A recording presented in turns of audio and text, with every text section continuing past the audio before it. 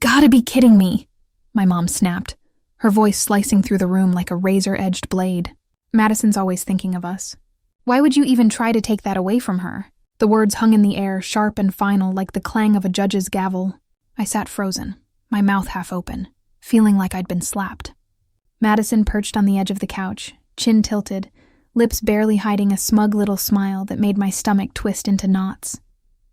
That's me.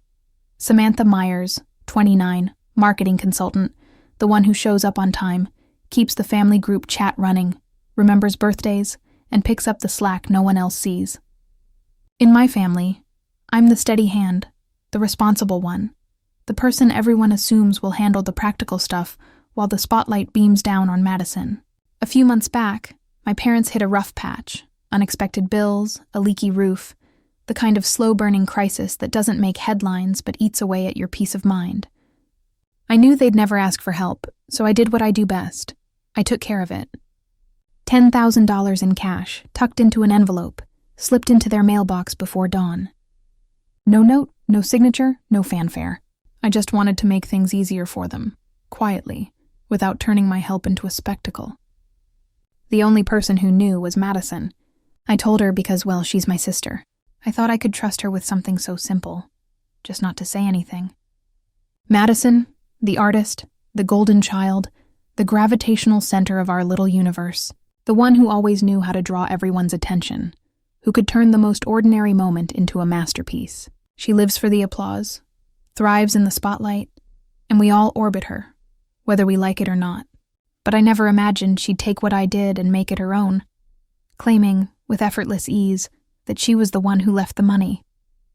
She let my parents believe it, let them shower her with praise, and she basked in it, like she'd just unveiled a mural instead of stolen a secret. At first, I told myself it didn't matter. Let her have the credit, I thought.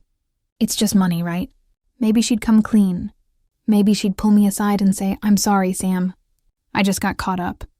But the days stretched into weeks, then months, and every Sunday dinner became a theater of gratitude, my parents gushing about Madison's generosity, their voices full of pride and love. They said things like, "We're so lucky to have a daughter like her," and "It's so rare to find someone so selfless these days." With every compliment, my resentment deepened. It wasn't about the recognition anymore. It was about the lie, about watching someone I trusted twist my good deed into a performance, while I sat there swallowing my own anger. And the worst part? I had nothing to back me up. No cameras, no bank transfer, not even a hastily scribbled note. I'd wanted to be anonymous, to do the right thing without needing a round of applause. I never thought I'd have to prove myself to my own family. Never thought I'd be in a position where the truth didn't matter because the lie was more appealing. So I let it fester, until the bitterness started coloring everything. Every conversation, every family text, every time Madison's name came up, I felt myself shrinking, retreating further into the background. I kept telling myself it would work itself out, that maybe one day Madison would find it in herself to confess. But she never did. Instead, she seemed to glow brighter, feeding off the attention, her every gesture radiating the confidence of someone who knows she'll always be believed. Sunday dinner, the usual chaos.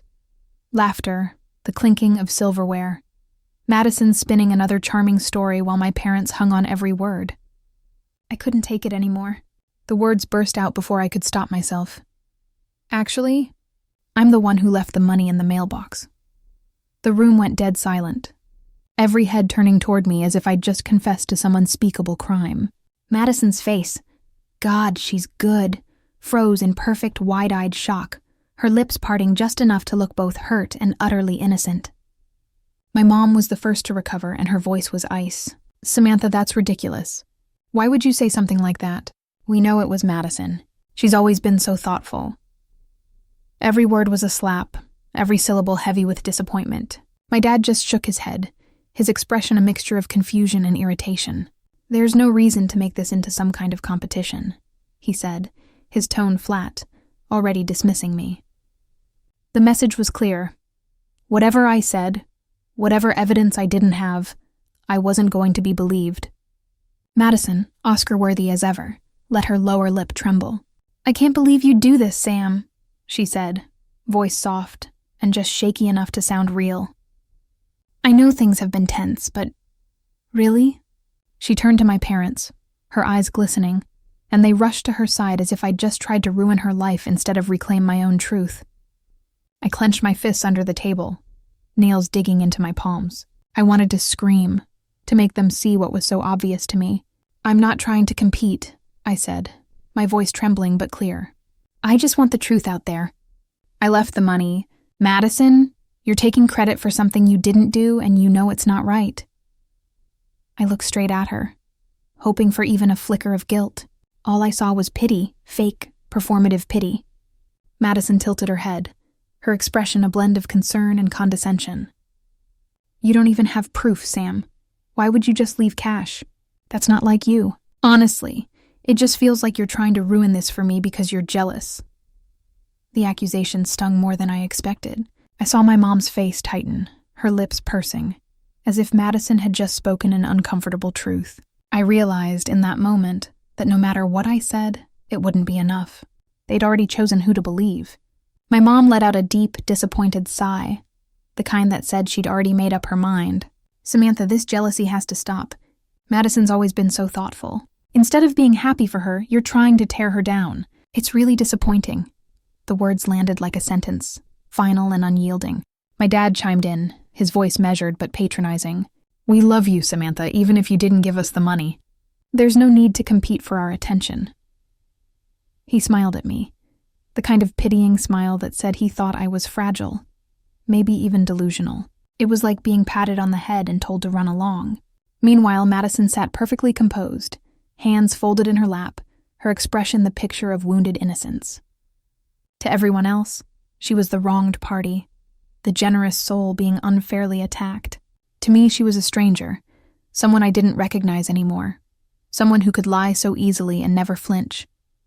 The whole thing felt surreal, like I'd stumbled into a play where everyone except me had been handed a script. No matter how loudly I shouted, my words would be drowned out by the applause for Madison's performance.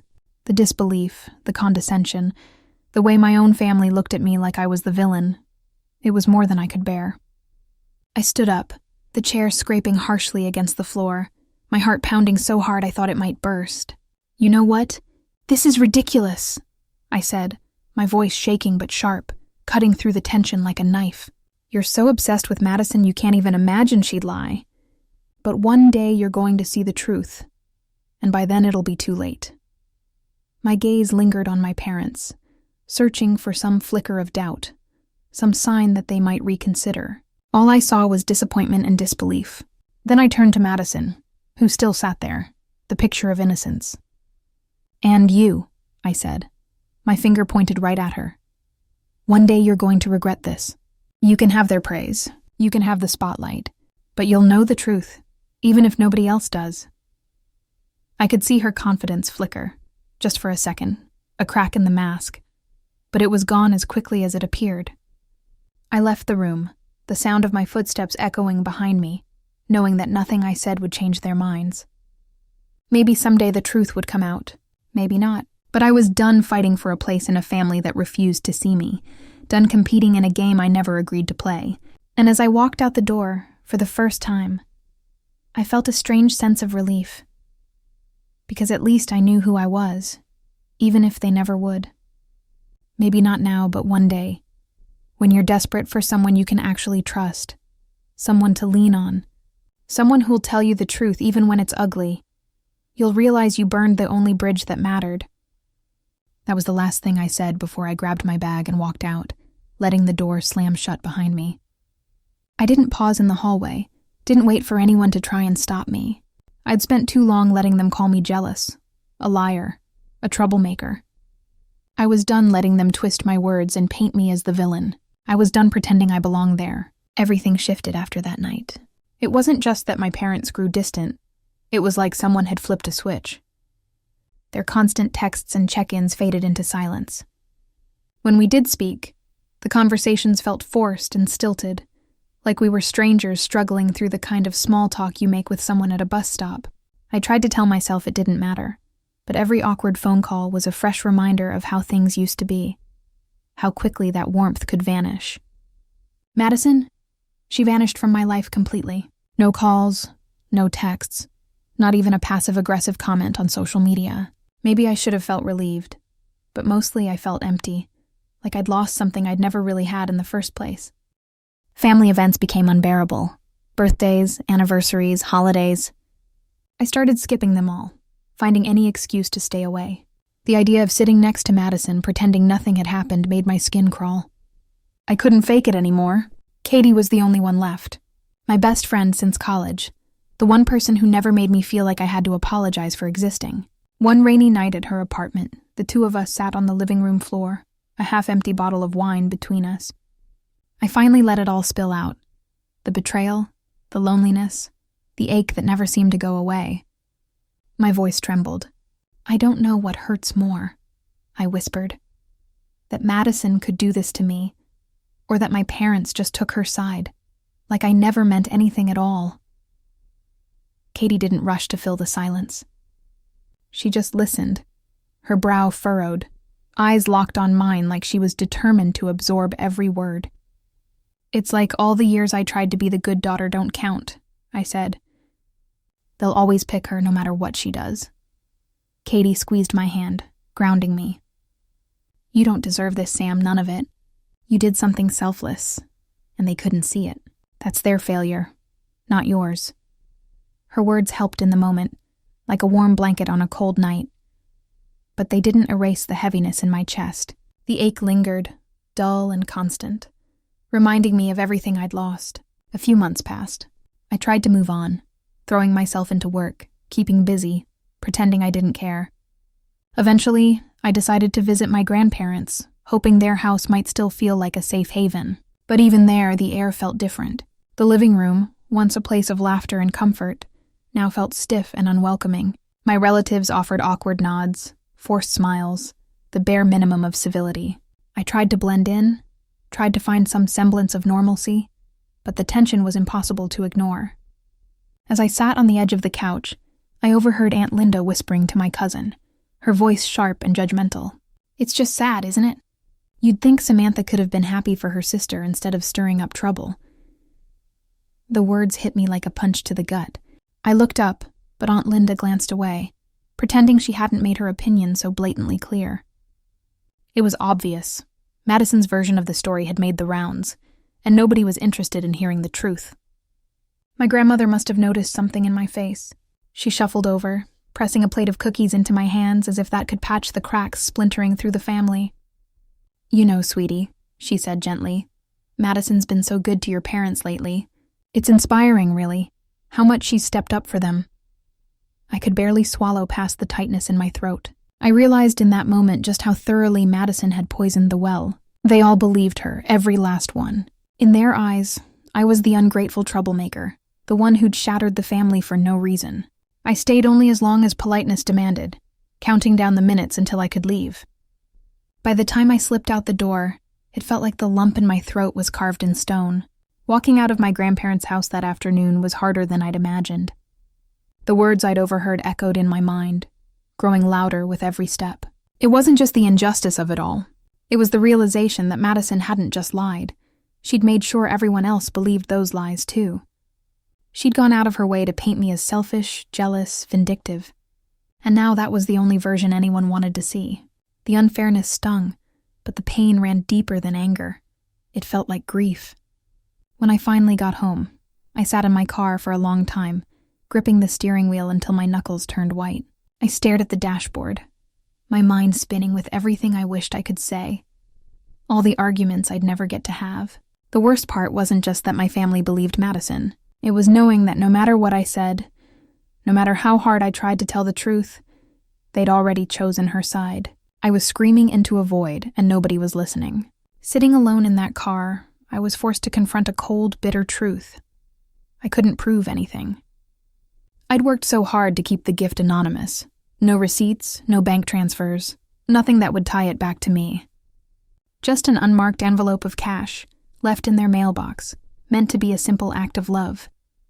But now, with Madison spinning her story and everyone eager to believe her, I had nothing to stand on. If my own parents didn't trust me, if my own family viewed me as the enemy, What hope did I have with anyone else? It was like being trapped in a soundproof room, my words bouncing back at me, unheard and unwanted.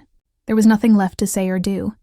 The only thing I could do was walk away and try, somehow, to build a life that didn't revolve around their approval.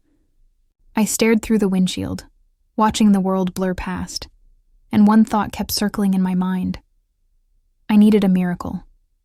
Something undeniable.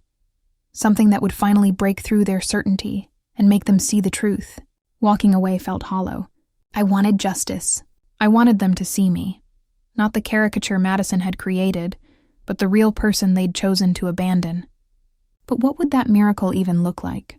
I had no proof, no evidence, nothing to force them to reconsider. For months I kept quiet, clinging to my dignity, but now even my silence felt like a weapon being used against me. Each day without speaking up, each event I skipped, seemed to confirm their suspicions.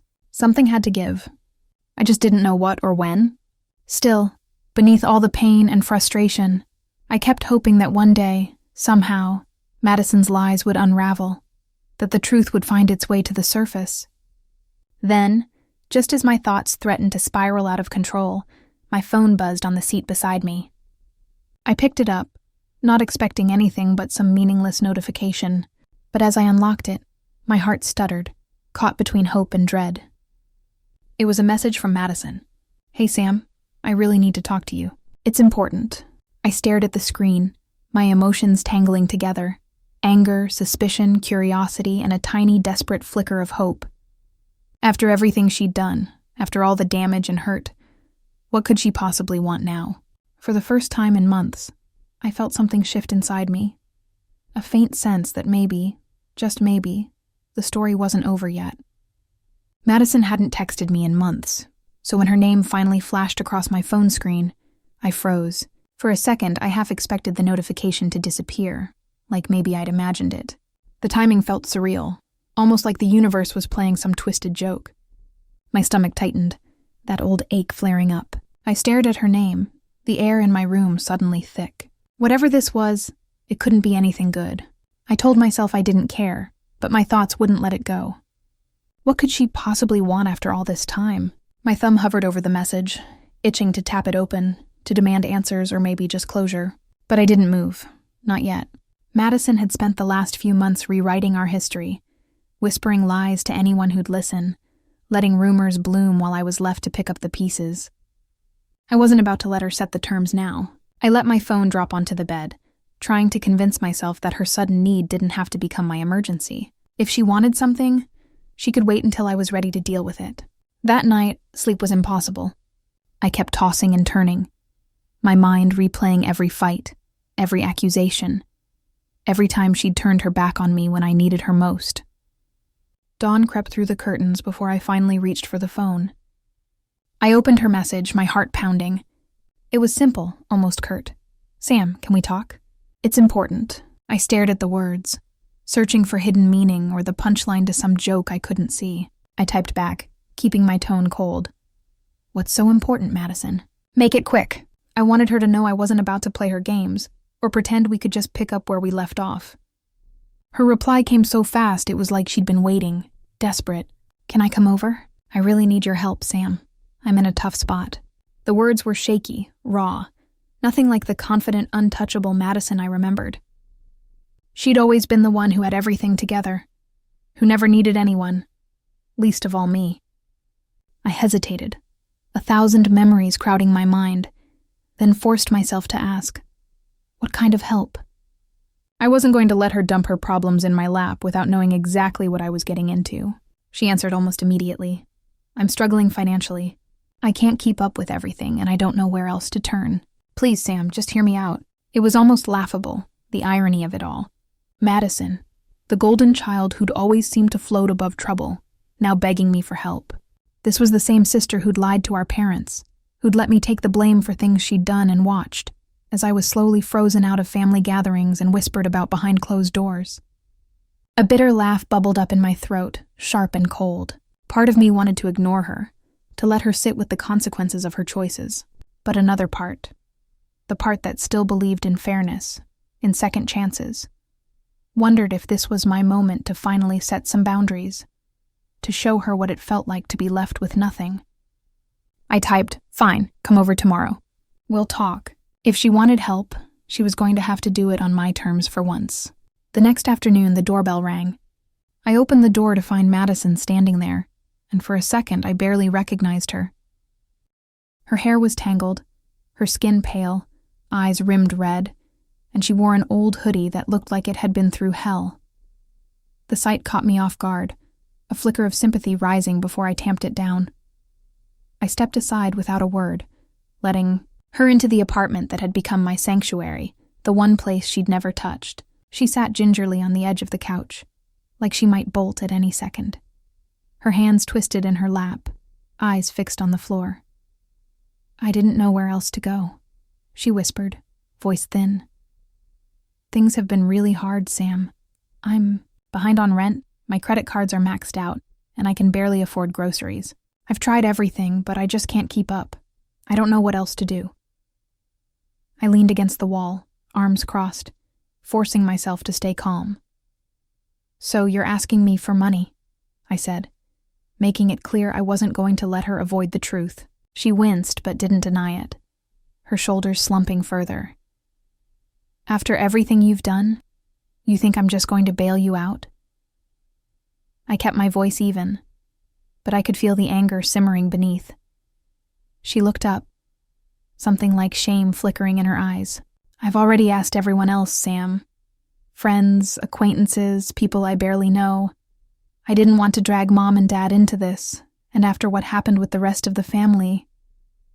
Her voice trailed off, heavy with the weight of things unsaid. "After you lied to them for months about something you know I didn't do?" I shot back, the words sharper than I intended. She flinched, but her silence was answer enough. "So, let me get this straight," I continued, not letting up.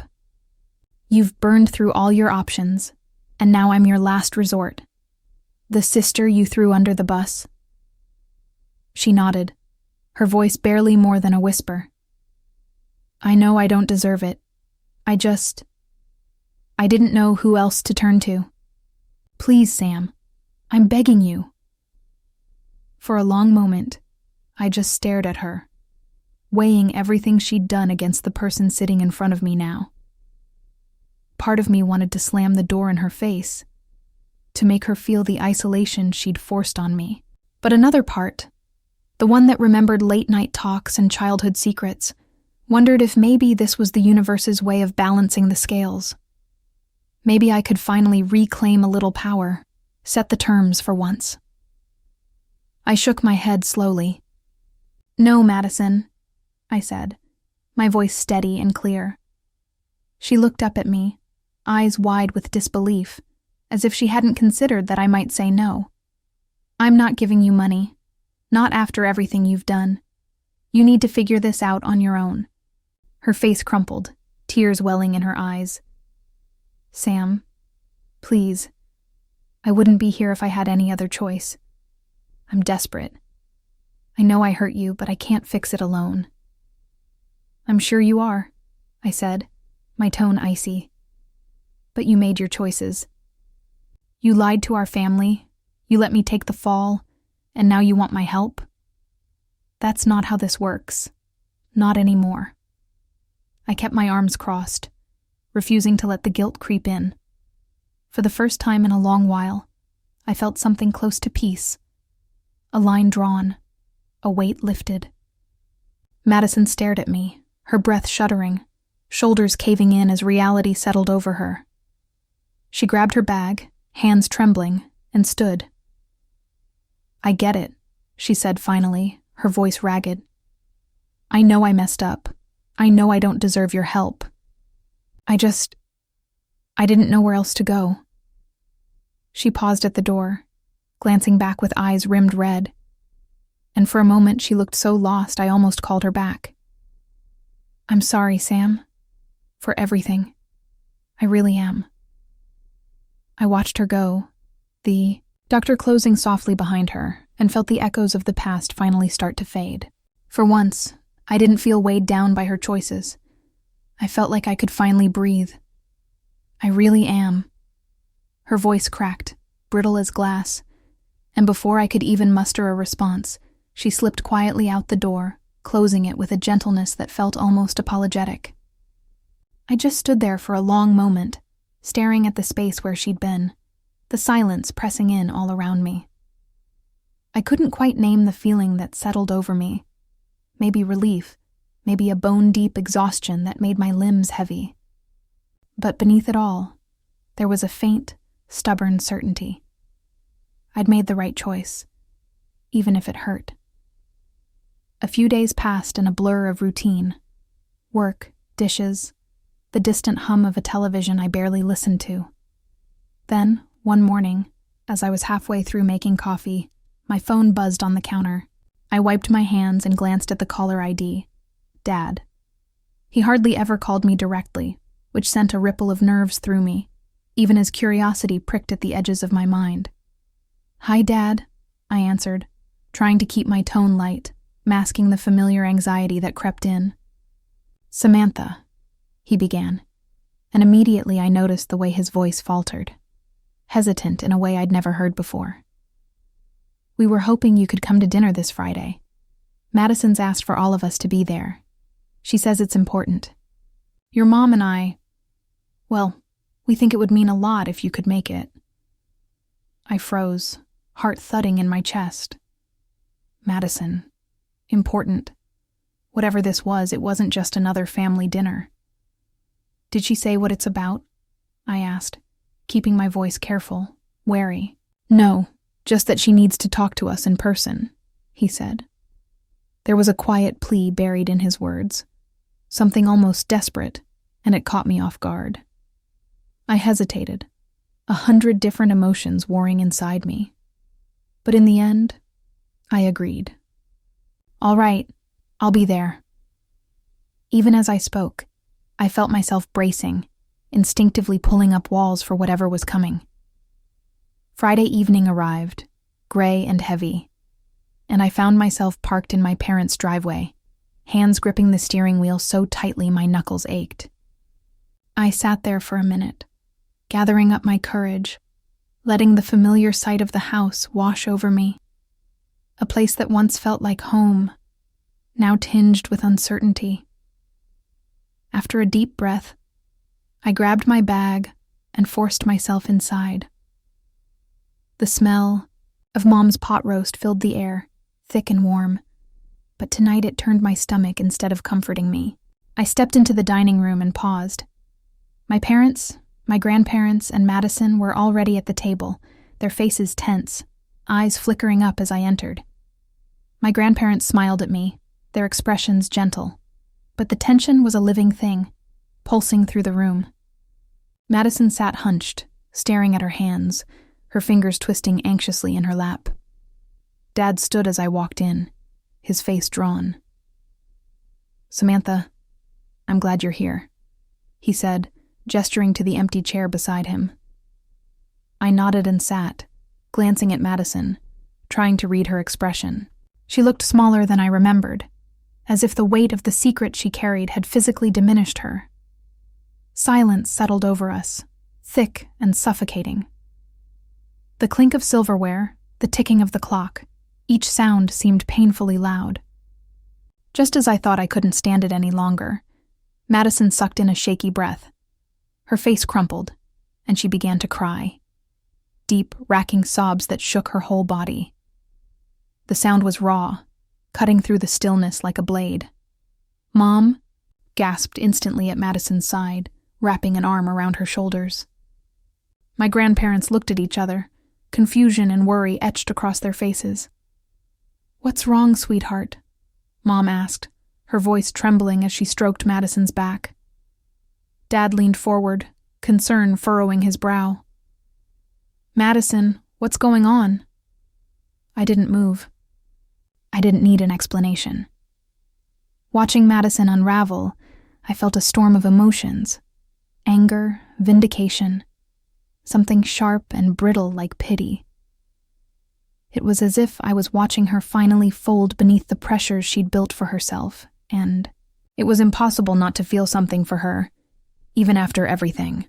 Through her tears, Madison finally forced out the words. Her voice was ragged, barely steady enough to carry across the table. "I can't keep lying anymore," she choked, the words tumbling out between sobs. "The 10,000. It wasn't from me. It was Samantha. She's the one who put the money in the mailbox." She stopped, struggling for breath, her face wet with tears. "I took the credit because I wanted to feel more loved, more appreciated. I've never really felt overshadowed. Mom and Dad, you've always been there for me, always made me feel special. But I wanted something more. When I found out what Samantha had done, I was jealous. I wanted to be the one who could step up, the one everyone looked at with pride." She looked up at our parents, her eyes pleading for understanding. "I didn't think about what it would do to Sam, or to any of us. I just wanted that feeling for once, to be the person who mattered most. And when Samantha tried to say the truth, I lied again. I panicked. I was scared of losing you, of losing the way you looked at me. I didn't want to stop being the one you were proud of, even if I didn't earn it." She turned to face me, her voice barely more than a whisper now, broken and raw. "I'm so sorry, Sam. You didn't deserve any of this. I was selfish, and I let it get out of control. I should have told the truth a long time ago." She covered her face, shoulders shaking, and the room went utterly silent. No one seemed able to find the words, not even to comfort her. As I listened to Madison's confession, I sat paralyzed, 1,000 thoughts colliding in my mind. Part of me wanted to shout, to demand why she had let it all go so far, why she'd turned my generosity into a weapon against me. But another, part quieter and older, could only feel hollow, as if her words had carved something out of me that I'd never get back. I thought about everything I'd lost: my parents' trust, my sense of belonging, the certainty I once had in our family. Hearing the truth spoken aloud, after so many months of denial and doubt, should have felt like justice. Instead, it felt empty, a dull ache where relief should have been. I looked at Mom and Dad, searching their faces for something: anger, sorrow, even understanding. They looked stunned, their eyes wide and glassy, flickering between Madison and me as if they were seeing us both for the first time. The weight of Madison's confession seemed to collapse the very air in the room, leaving us all stranded somewhere between heartbreak and hope that maybe, from this wreckage, something honest could finally begin. But for now, there were only questions, and the sharp, silent pain of everything that had been lost in the lie. I couldn't bring myself to feel sorry for them, no matter how much I searched for even a flicker of sympathy. They'd made their choice, her side, not mine. Now, as the consequences of that loyalty spilled out into the open, they were finally forced to witness the chaos that decision had unleashed. Part of me wanted to stand up and shout, "I told you this would happen! I warned you!" The urge to rub it in was almost overwhelming, but I bit down on it, letting the words die before they could escape. Madison's confession hovered in the room, thick and suffocating, the truth finally spoken out loud after festering in the shadows for so long. This was her reckoning, the moment she had to face everything she'd done, and I wasn't about to interfere or soften the blow for her. Justice was something I'd craved for months, maybe years. I thought I would feel a sense of triumph when it finally arrived, but all I really felt was tired. The hurt that had taken root inside me refused to budge. It ached, sharp and raw, that it had taken Madison so long to come clean, that everyone else had been blind for so long. Their apologies might be sincere now, but where were they when I was alone, doubted and dismissed? My mom was the first to break the silence, her voice trembling with emotion she could barely contain. "Samantha, I don't even know what to say," she whispered, her eyes shining with unshed tears. "We were so blind. We were so ready to believe you were just jealous, just acting out. We never once stopped to ask ourselves if we were being fair, or if you were actually telling us the truth. And now, looking at all of this, I see how wrong we were, how much we hurt you." Dad sat next to her, silent for a moment, his face pale and heavy with regret. He nodded slowly, the guilt carved into every line on his face. "We should have listened, Sam," he said softly. We should have trusted you, not pushed you away. I can't believe it's taken us this long to see it. I'm sorry for everything. For the words, for the doubts, for not being the parents you needed. You didn't deserve that, not from us." They both looked devastated, broken open by the knowledge of their own mistakes. The regret was unmistakable, written in the way Mom's hand shook as she reached across the table to take mine, her voice cracking as she said, "We let you down, sweetheart. We're so sorry. I know we can't undo what's been done, but I need to ask, can you ever forgive us?" Those words should have brought relief, or maybe even satisfaction. Instead, all I felt was a tangled blend of sadness and exhaustion. Their apologies came too late to erase the pain. The damage had already been woven into my memories, leaving scars that couldn't be smoothed away with a few heartfelt words. My gaze drifted to my grandparents, sitting quietly at the end of the table. The grief on their faces was impossible to miss. My grandmother's lips were pressed together in a thin, unyielding line, her eyes fixed on her trembling hands. My grandfather just shook his head, disappointment and heartbreak etched into every wrinkle. They didn't speak, but their silence was louder than any words. It was as if none of us could fully process what had just happened, as if the truth had thrown us all off balance. The days that followed blurred together, but my mind wouldn't let me rest. Scenes replayed over and over. Madison's tearful confession, my parents' remorseful apologies, the silent pain in my grandparents' eyes. It was like a film I couldn't pause or rewind, trapped in a loop of what-ifs and if-onlys. I found myself thinking about Madison more than I expected. For so long, my anger toward her had been a shield, something I clung to for protection. But now, in the wake of her vulnerability, I found myself seeing her differently. She looked so lost, so fragile in that moment. Finally stripped of her bravado and forced to face the consequences of her choices. I realized that maybe she wasn't just the architect of my pain, but a victim of her own mistakes too. She'd hurt me, yes, but maybe she was ready to put in the work to make things right, not by offering money or empty promises, but by genuinely trying to repair what she'd broken. After a long stretch of soul-searching, I picked up the phone and dialed her number. My heart pounded as I waited for her to answer, but my voice was steady when she did. "Madison," I began, choosing my words carefully, "I've decided to help. Not by giving you money, but by helping you figure out how to actually fix things. We can sit down, look at your finances, come up with a real plan, but only if you're serious about changing, if you're willing to put in the effort." There was a pause on her end, the kind of silence that's heavy with meaning. When she finally spoke, her voice was softer than I'd ever heard it, stripped of all her usual bravado. She agreed. I could tell this wasn't easy for her, but maybe that was a good thing. It wasn't forgiveness, not yet, but it was a start. For the first time in a long time, I felt like the cycle of hurt and anger might actually be breakable if we both tried. There was no miraculous healing, no instant happiness, but something inside me shifted. I felt lighter, as if I'd finally put down a burden I'd carried for so long, I'd almost forgotten what it was like to live without it. The anger and hurt were still there, but they didn't control me anymore. I had found the strength to stand up for myself, to speak my truth, and to take control of my own healing. I realized that moving forward didn't mean forgetting what had happened, or pretending the pain wasn't real. It meant choosing not to let that pain define me. For the first time, I was moving forward, not for anyone else's sake, not to prove a point, but for myself. I wasn't waiting for someone to save me or make it all better. I was choosing peace on my own terms, and that, I realized, was the real beginning of my healing.